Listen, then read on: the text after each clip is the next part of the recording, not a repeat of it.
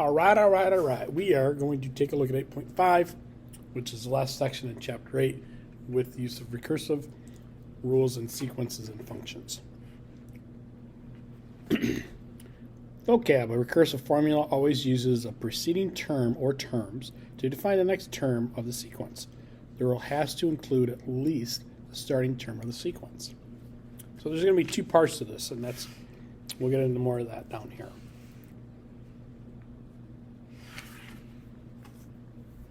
So write the first 6 terms of the sequence. Well, we have the first one, so we really need the next 5. So if I have a sub 1, and this is a sub n, that means a sub 2 is going to equal the following. This is saying 2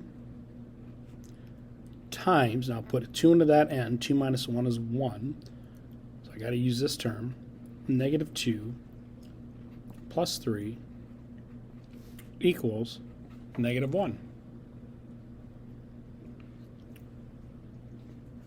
Notice I used the preceding term when this. So a sub 3 is going to equal 2 times a sub 2, which is negative 1 plus 3. So that's positive 1.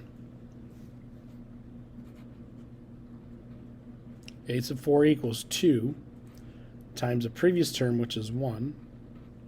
A sub 4, the previous term is a sub 3, plus 3, 5.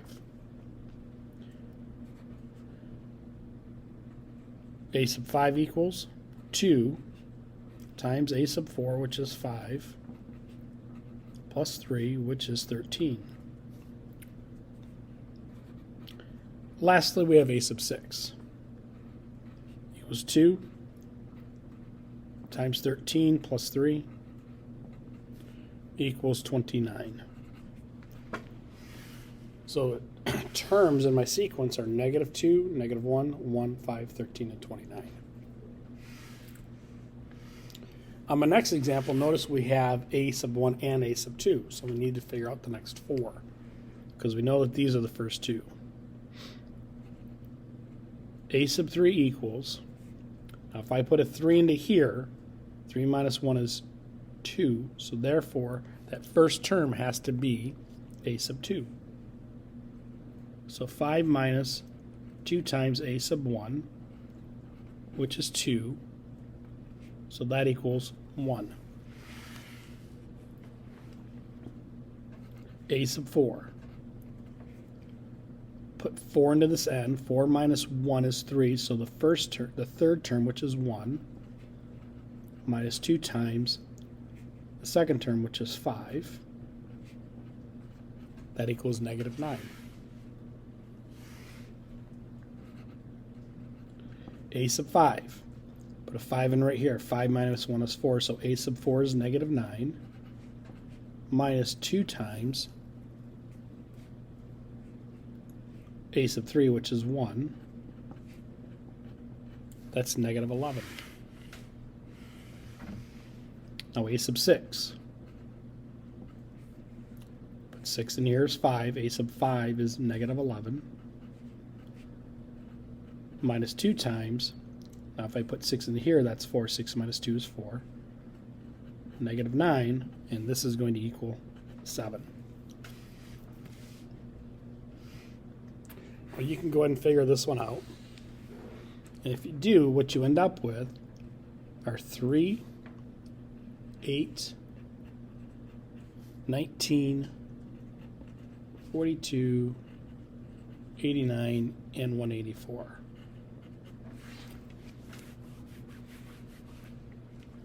Recursive equations for arithmetic and geometric sequences. A sub 1 is going to equal whatever it is. A sub n is going to be a sub n minus 1 plus d. Geometric, again, a sub 1 is whatever it is, and then r times a sub n minus 1. What we're going to do down here is we are going to write the rules based on the numbers we're given. So when I take a look at this one, this automatically to me looks like it's recursive because 16 divided by 40 is 2/5. 40 divided by 100 is 2/5. So r equals 2/5.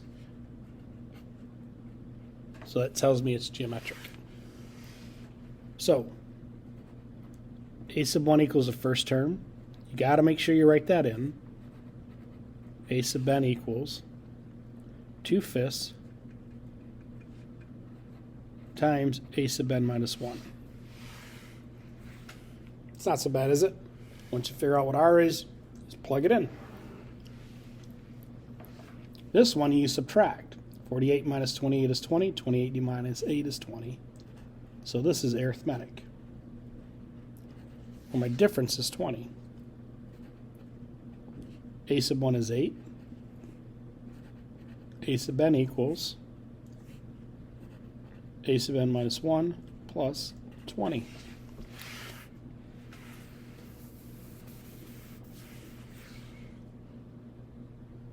Third one's a little bit different. Negative 18 minus a negative 8 is going to be 10. Negative 8. I'm sorry. Let's look at that again. 8 minus negative 10 is 18. 18 minus 8 is 10. 10 minus 18 is negative 8. Negative 18 minus a negative 8 is going to be negative 10. So I'm going to go over that again. 8 minus a negative 10 is 18. So this term minus that term gives me this one. 18 minus 8 is 10. This term minus this term gives me that one. So a sub 1 is negative 10. A sub 2 is 8. Which means a sub n is going to be equal to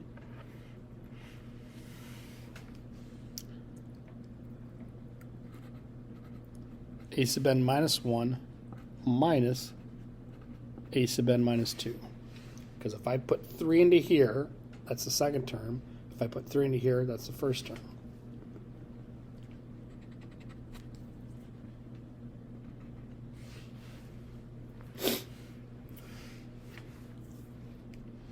Hmm. 20 divided by 10 is 2. 10 divided by 2 is 5. 2 divided by 5 is 0.4. So I'm taking the first term divided by the next term.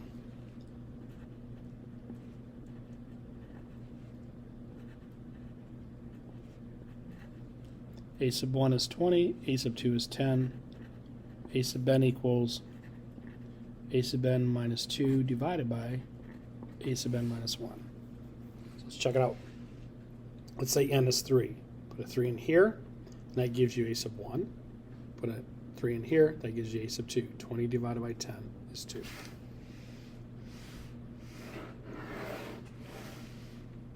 Now here, I'm going to take a look. That's the difference of 2, 3, 4, 5, 6, and so on. So what that tells me is to get this number, I'm going to add 2 to it. To get this number, I'm going to add 2 to it, and so on. So I'm going to take the term I'm on and add the previous term to it. A sub 1 is 8. A sub n is going to be equal to a sub n minus 1 plus n. So let's put 2 into here. So this is going to be 8 plus 2 gives me 10. 10 plus 3 gives me 13, and so on.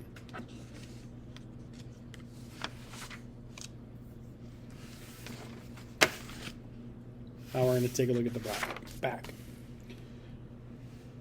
Recursive rule for the sequence defined by the given explicit formula. I know that this is arithmetic because it follows the arithmetic rule for an explicit formula, which is a sub n equals a sub n equals a sub 1 plus n minus 1 times d. D equals 5. It's arithmetic, d equals 5. A sub 1 equals, put 1 into that n. 30 minus 5 times 1 is 25. A sub n equals a sub n minus 1, all that, minus 5.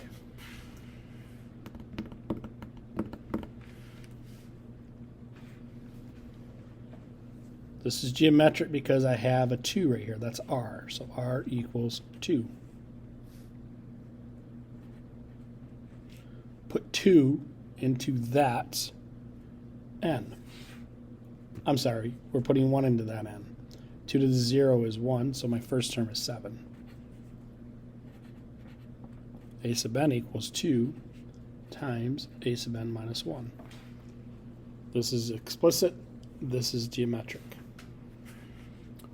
Write an explicit rule for each sequence with a given recursive rule. Okay, now we're just going the other way. This tells me it's geometric, and r would be equal to 6. Okay?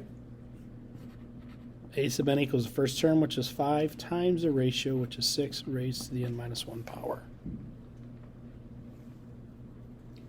Clearly, this is arithmetic because I have a plus d right there. D equals 4. A sub n equals the first term, which is 7, plus n minus 1 times 4. So you're going to have 4n plus 3. That is my recursive rule, 4n plus 3.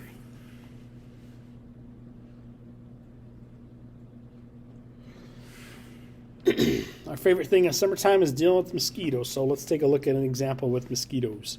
Mosquito population is in a controlled laboratory condition is estimated to be about 500.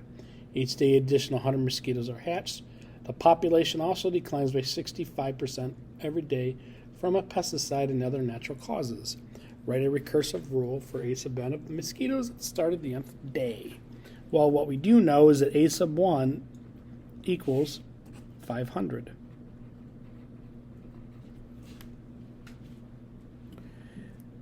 A sub n is going to equal, if they decline by 65% each day, that tells me that they have 35% left on the second day.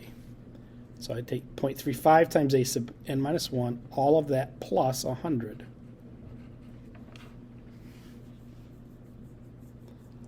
How many mosquitoes are left after the 5th day?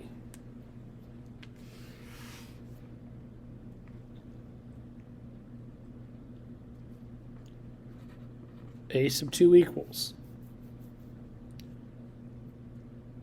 So you're going to take 0.35 times 500 plus 100 simplifies to 275. Take 0.35 times 75 plus 100. That simplifies to 196 of those buggers.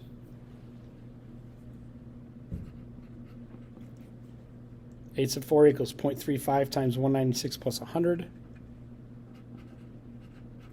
169.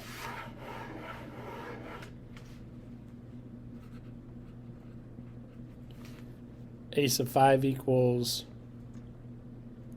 0.35 times 196 plus 100, which simplifies to 159.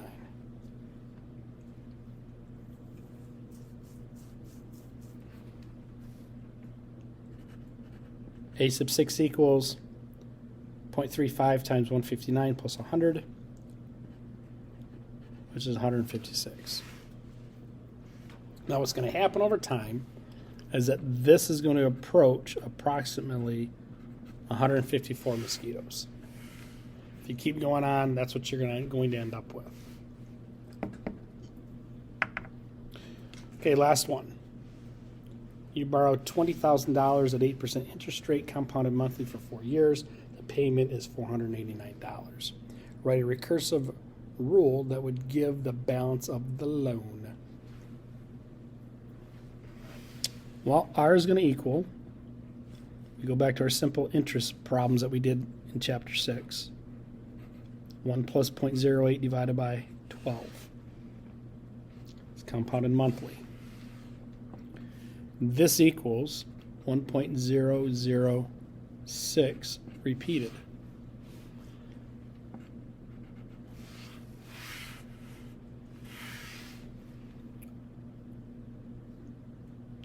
Which is 151 divided by 150. You can use this number or this number. I like that one because it's more exact. Now here's my rule that will give me my balance. A sub 1 is 20,000.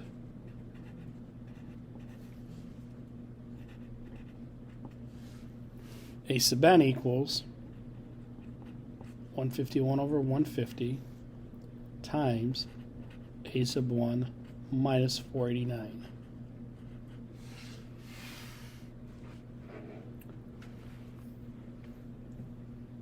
What is the balance after 1 year?